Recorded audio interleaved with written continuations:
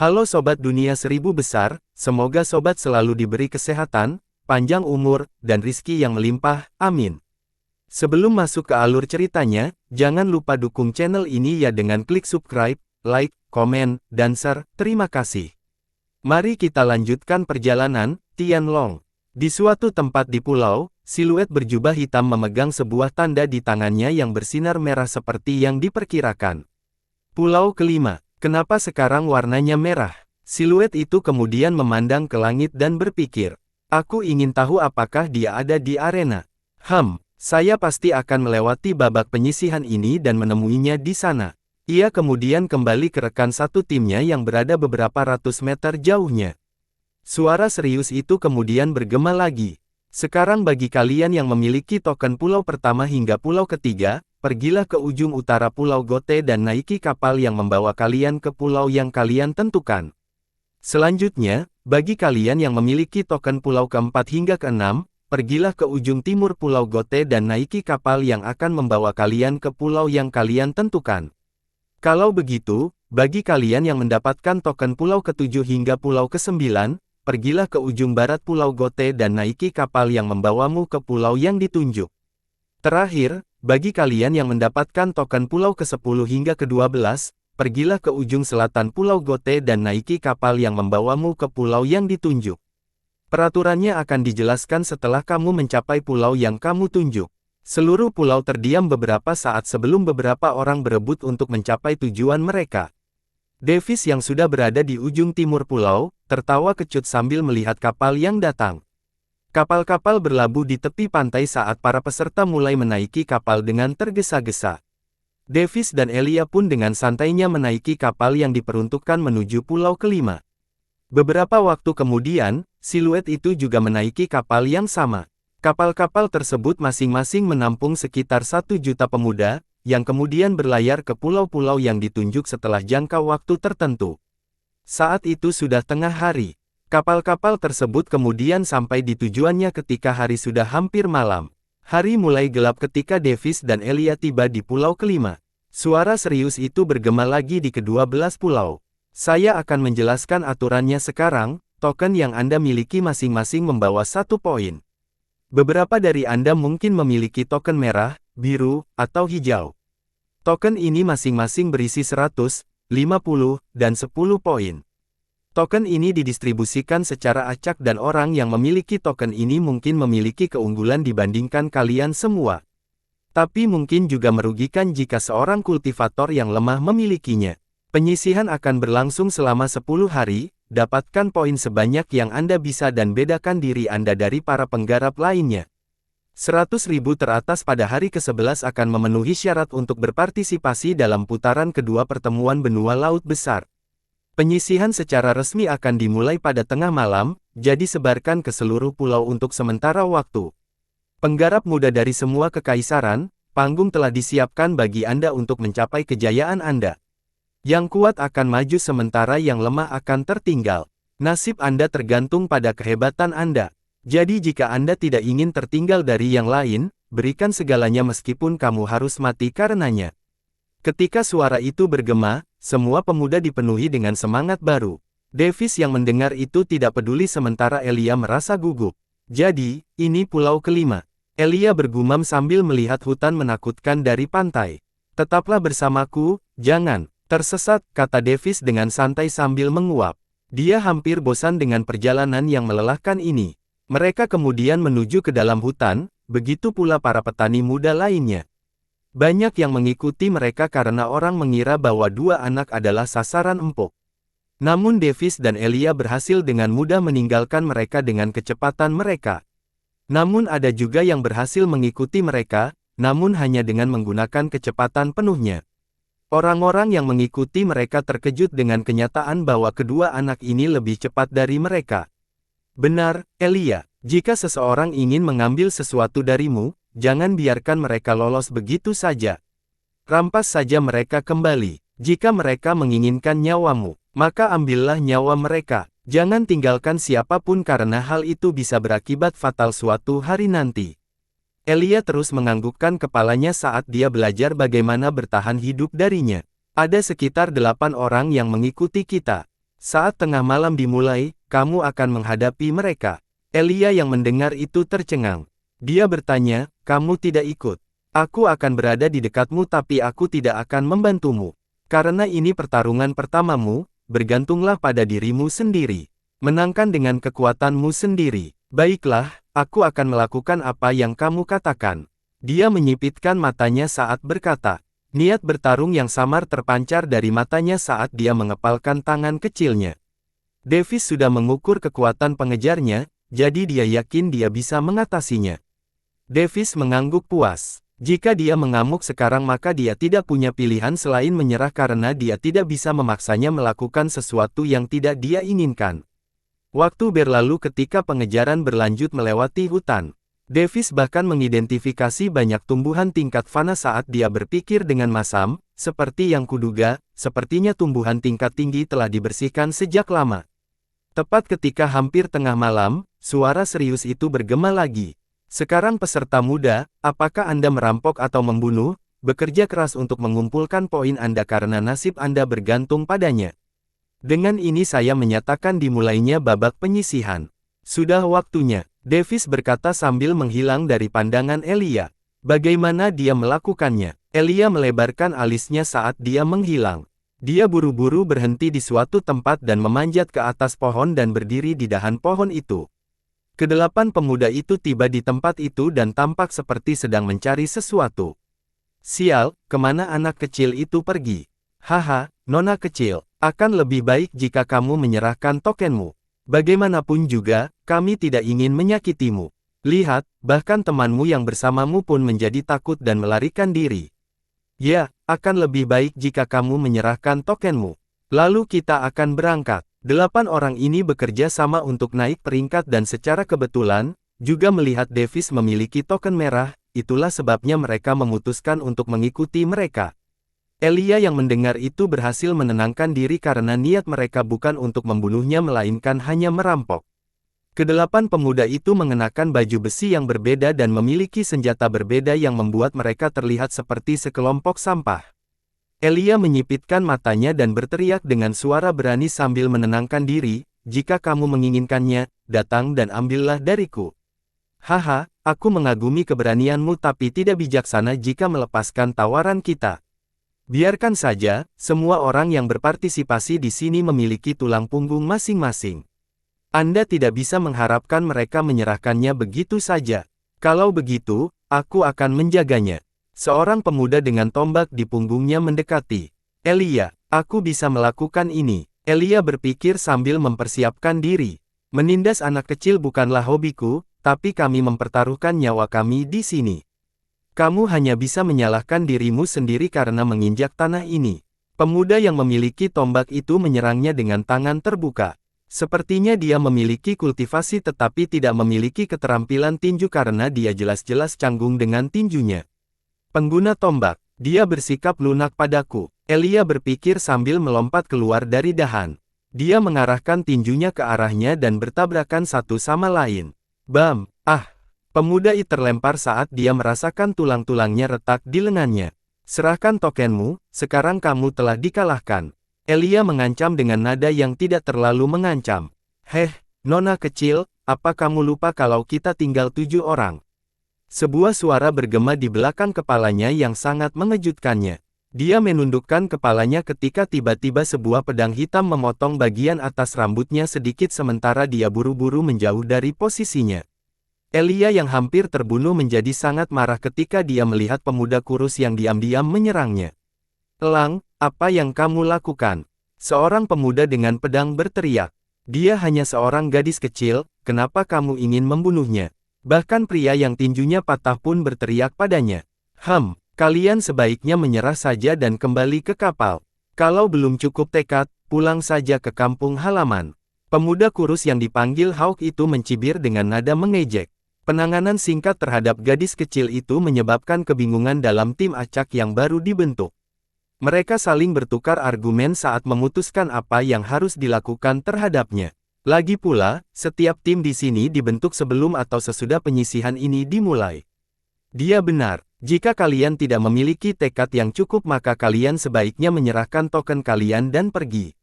Itu benar. Situasi menjadi tidak terkendali ketika terjadi perkelahian internal di antara mereka saat mereka berdebat apakah akan membunuhnya atau tidak.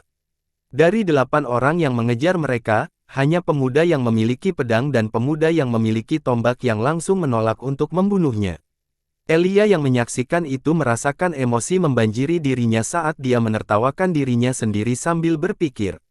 Sungguh menyedihkan. Mereka berebut apakah akan membunuhku atau tidak seolah-olah aku adalah binatang buas. Jadi inilah yang dimaksud Davis, pangeranku, dengan mengatakan bahwa dia lemah, meskipun dia begitu kuat. Makanya dia menyuruhku untuk membuat diriku lebih kuat, agar tidak ada lagi yang bisa mengendalikan nasibku saat itu. Menusuk, petik 2 titik. Anda, pemuda kurus yang berdebat dengan pemuda dengan pedang tiba-tiba jantungnya tertusuk saat listrik mengalir melalui dirinya seperti ular yang bertekad melahap isi perut mangsanya.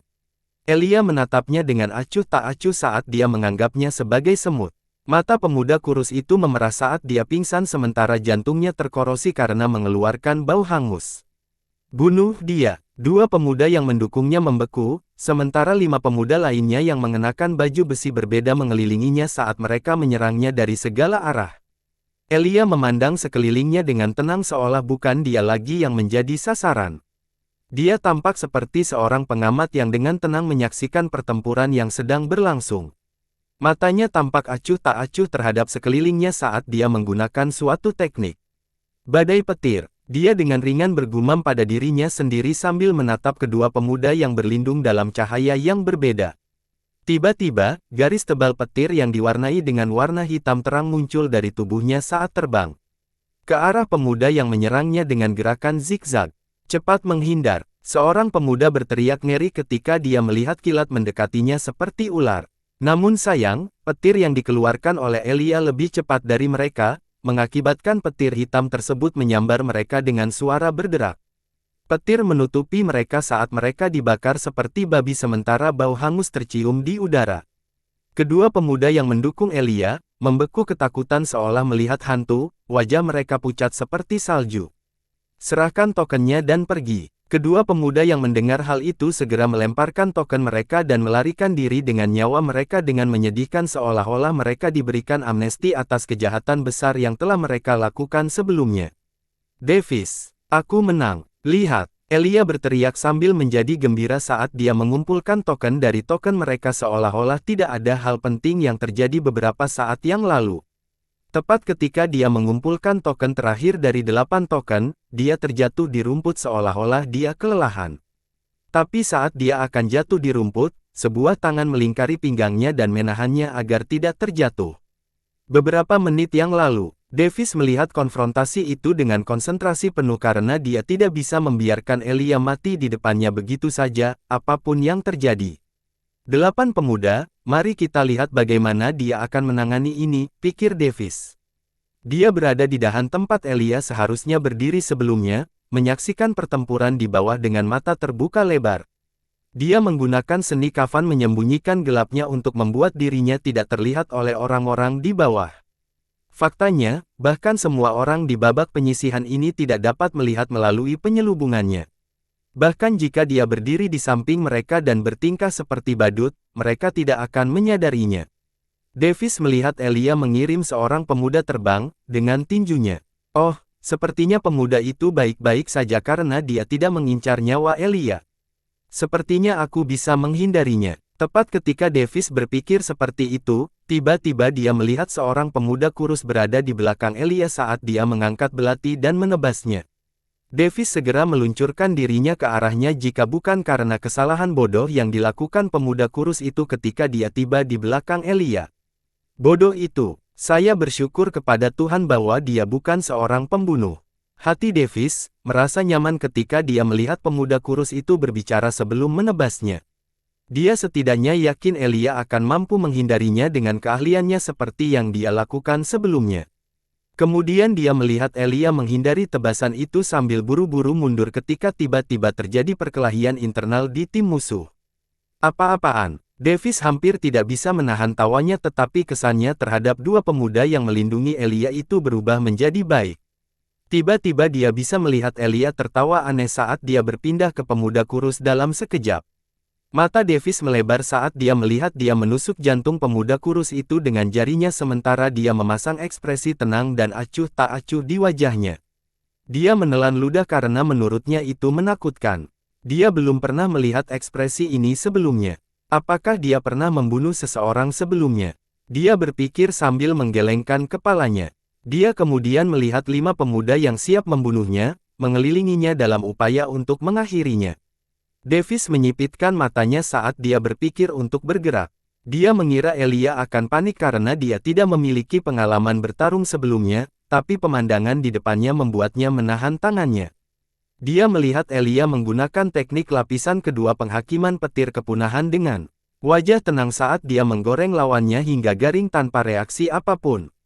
Jantung Davis hampir melompat keluar dari dadanya karena dia tidak dapat mempercayai pemandangan ini. Dia mengira dia berubah menjadi orang yang tidak dia kenal. Sejak kapan dia mulai membunuh orang seperti memotong kubis? Dia memikirkan hal ini dan buru-buru pindah untuk menyelamatkan kedua pemuda yang telah mendukungnya.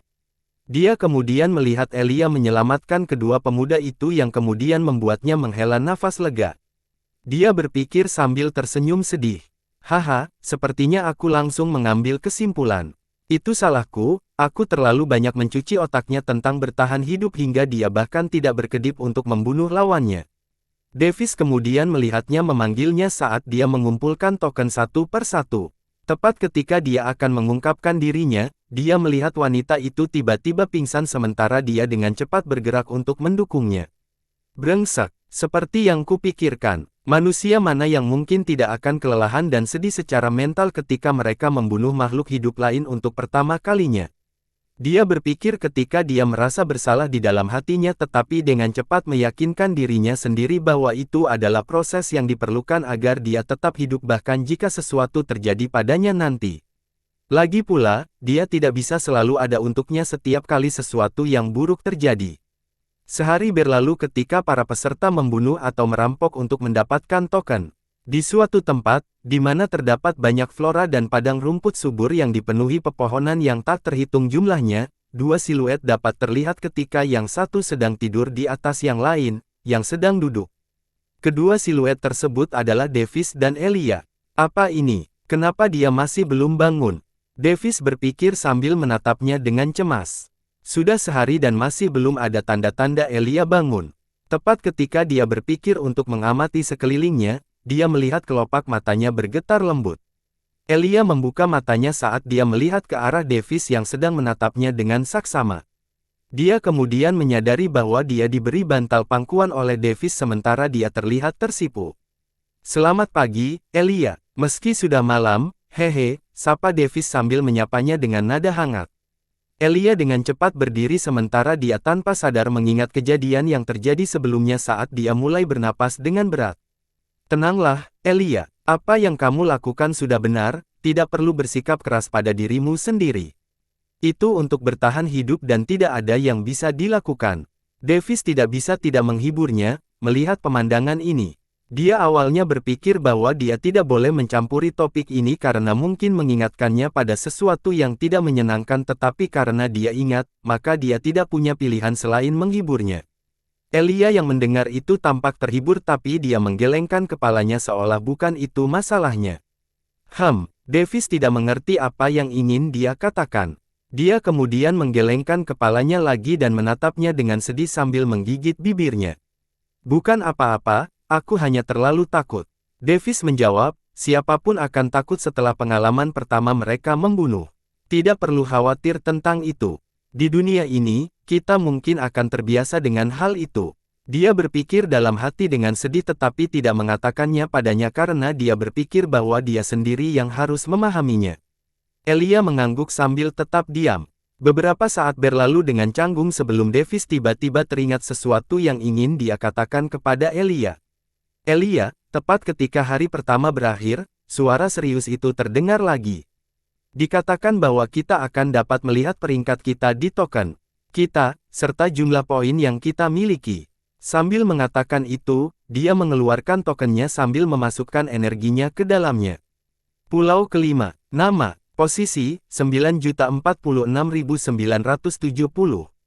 Poin, 50. Oh, Di situ juga dikatakan bahwa kita bisa memasukkan nama atau nama samaran kita ke dalamnya.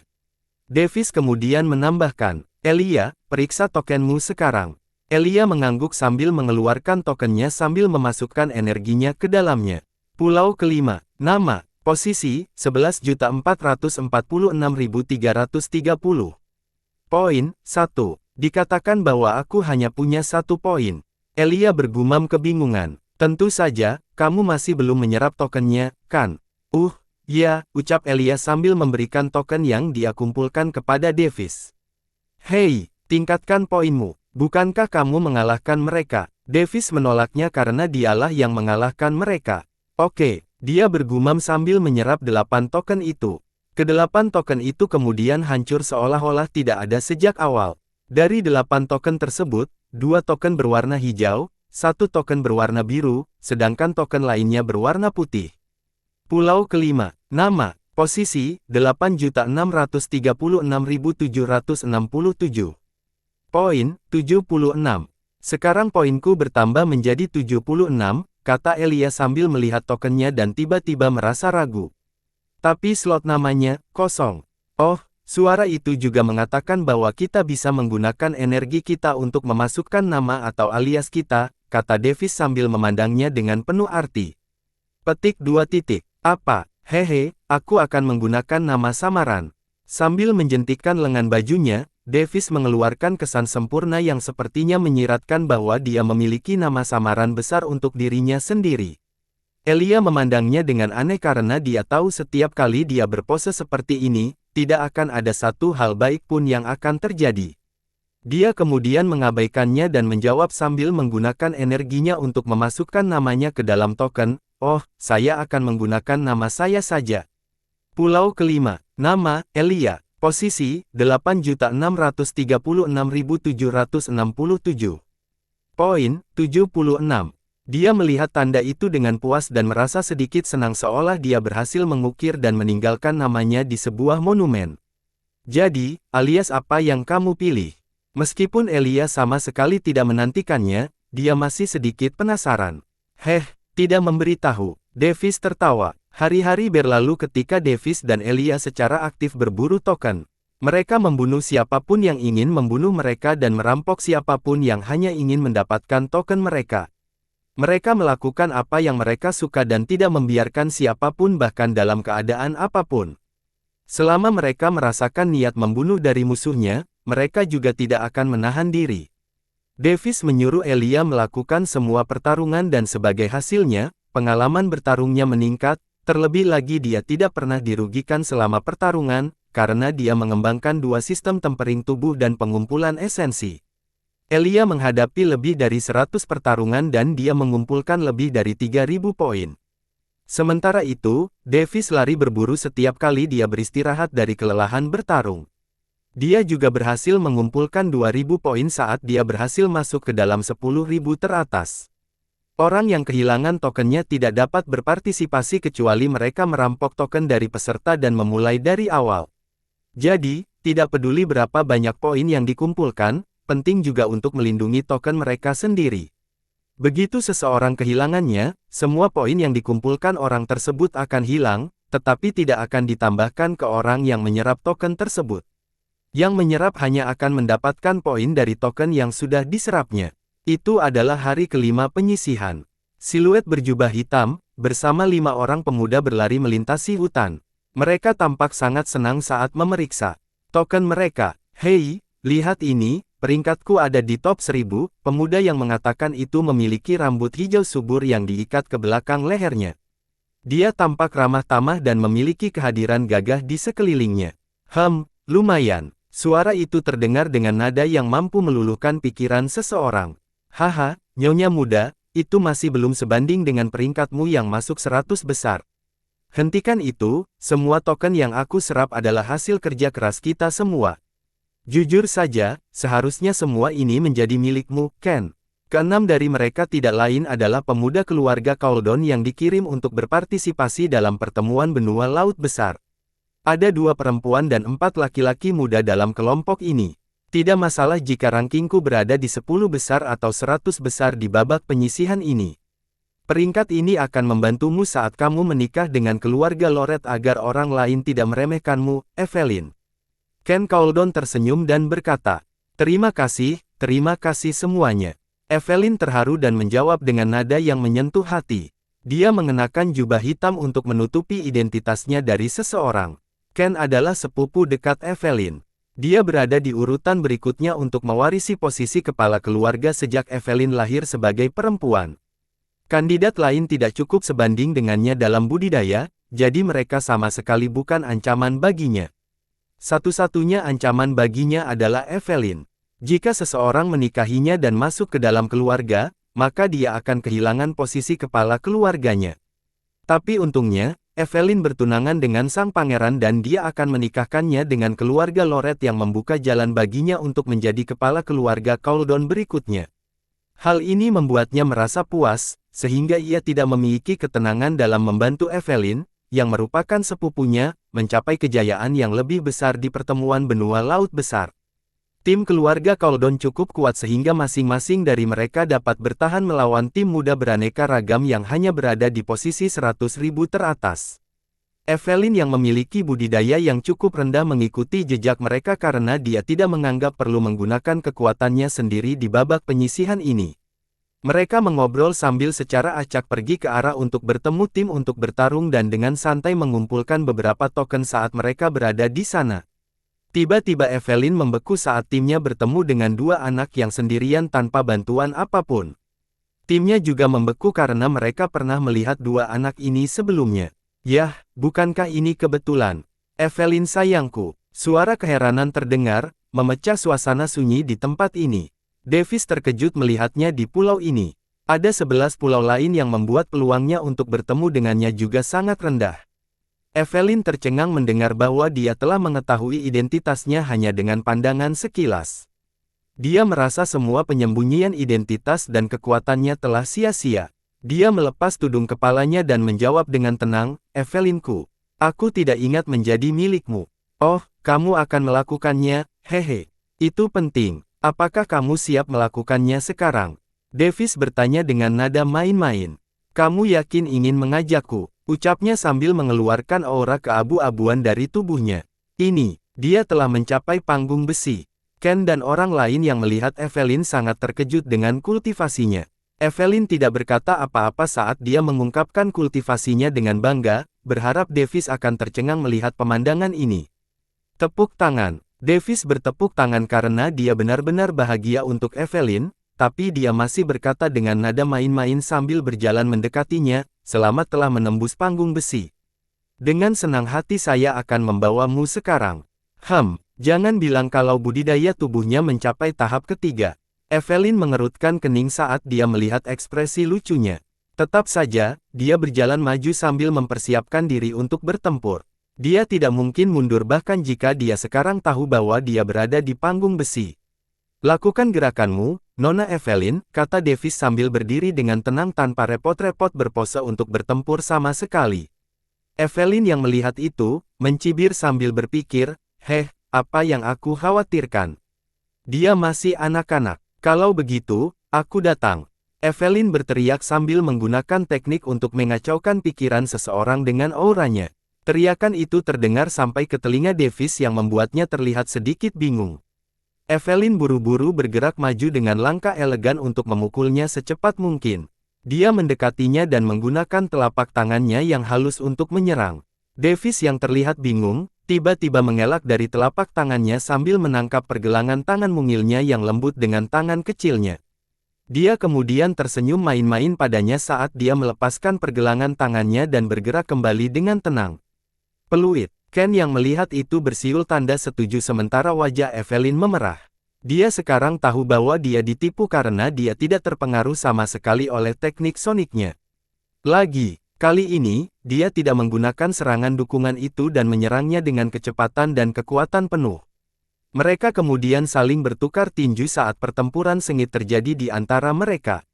Tapi itu hanya intens bagi para penonton dan Evelyn saat dia bertarung dengan kekuatan penuhnya sementara Davis terlihat santai. Beberapa saat berlalu, Evelyn tampak terguncang saat dia merasa dirinya lelah dengan gerakannya yang serba cepat. Namun yang membuatnya benar-benar terguncang dan lelah adalah Davis masih belum melepaskan aura budidaya tubuhnya dan masih bertarung hanya dengan kekuatan tubuhnya sendiri. Para pemuda keluarga Cauldon tampak ketakutan saat melihatnya. Dia baru berusia 10 tahun dan memiliki kekuatan seperti itu. Apakah dia memiliki garis keturunan binatang buas? Dia pasti bisa masuk peringkat 10 besar pertemuan benua laut yang megah. Ketika pikiran seperti itu terlintas di sekitar pemuda keluarga Cauldon, Davis tiba-tiba mundur dan tersenyum kecut padanya.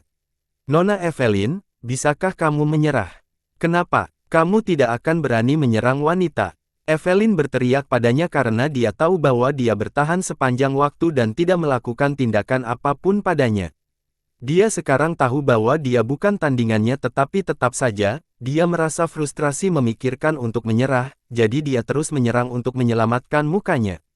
Dia merasa bahwa dia bisa menyerah jika dia dipukuli dengan parah, tetapi menyerah sebelum itu membuatnya berpikir bahwa itu akan menjadi noda dalam hidupnya dan tidak bersyukur. Haha Nona Evelyn, bukannya aku tidak berani menyakiti wanita, hanya saja aku tidak berani menyakiti calon istriku. Kamu, tak tahu malu. Evelyn tersipu saat dia merasakan wajahnya terbakar tetapi merasakan emosi yang tidak diketahui di hatinya. Kamu menipuku, tapi aku akan menepati janjiku. Evelyn berkata sambil mengertakkan gigi karena frustrasi. Ya, Davis melolong dalam hati seolah-olah dia telah mencapai mimpi besar. Aku tahu calon istriku bukanlah pecundang. Hehe, aku selalu bisa mempercayai instingku. Davis menjawab sambil melambaikan lengan bajunya. Tiba-tiba, dia menjadi tenang dan tersenyum seolah dialah yang meraih kemenangan. Terserah, teruslah membual. Meskipun aku kalah, itu tidak akan berakhir di sini. Apa maksudmu? Davis menyipitkan matanya, sambil melanjutkan, apakah Anda akan menarik kembali kata-kata Anda?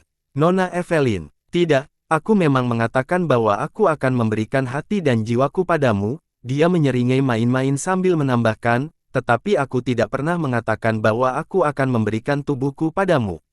Davis melebarkan matanya keheranan saat dia berpikir dengan masam, wanita ini. Dia bermain-main dengan kata-katanya. Dia tiba-tiba tertawa sambil memegangi perutnya. Semua orang mengira dia menjadi gila termasuk Evelyn dan Elia. Evelyn tiba-tiba merasa bahwa dia terlalu sering menindas anak ini dan hanya akan menghiburnya ketika tiba-tiba, Davis dalam pandangannya kabur dan muncul tepat di hadapannya dalam sekejap. Davis memegang dagunya saat wajahnya mendekat ke telinganya sementara dia membeku sesaat saat dia berbisik. Selama hatimu bersamaku, itu sudah cukup. Evelyn dengan tercengang menyaksikan dia menghilang secara mistis bersama Elia, sementara seluruh keluarga Cauldon merasa ngeri melihat kenyataan bahwa mereka kehilangan dua anak yang usianya tidak setengah dari mereka. Seluruh tim keluarga Cauldon memandang Evelyn dengan rasa iri dan cemburu, terutama wanita lain yang ada di tim tersebut. Dia hampir menjadi gila ketika dia berpikir mengapa dia tidak dilahirkan sebagai nyonya muda. Mengapa dia tidak menikah dengan pangeran mengerikan ini? Kesepakatan yang sangat lezat. Siapa yang tidak menginginkan itu? Pemikiran seperti ini terlintas di benak para remaja keluarga Cauldon. Ken Cauldon tiba-tiba mempunyai pemikiran aneh bahwa jika dia dilahirkan sebagai seorang wanita, maka dia akan melakukan segala daya untuk bertarung dengan Evelyn. Evelyn, sepertinya kamu telah melakukan perbuatan besar di kehidupanmu sebelumnya hingga bisa diberkati dengan kesempatan seperti ini. Aku harap kamu memiliki kehidupan yang menyenangkan. Dan jangan lupakan kami juga. Ken Cauldon berkata dengan nada memberi selamat. Seluruh perselingkuhan terjadi di depan semua orang, sehingga mereka dapat membentuk teori mereka sendiri tentang masalah yang dibicarakan keduanya. Semua orang memberi selamat padanya sementara Evelyn linglung. Dia menganggukkan kepalanya tanpa sadar atas pujian dan pujian mereka. Kepalanya masih berdengung dengan kata-kata manis yang dibisikkannya. Tiba-tiba, dia tersadar dari lamunannya dan berkata dengan nada tenang, aku mundur. Bersambung.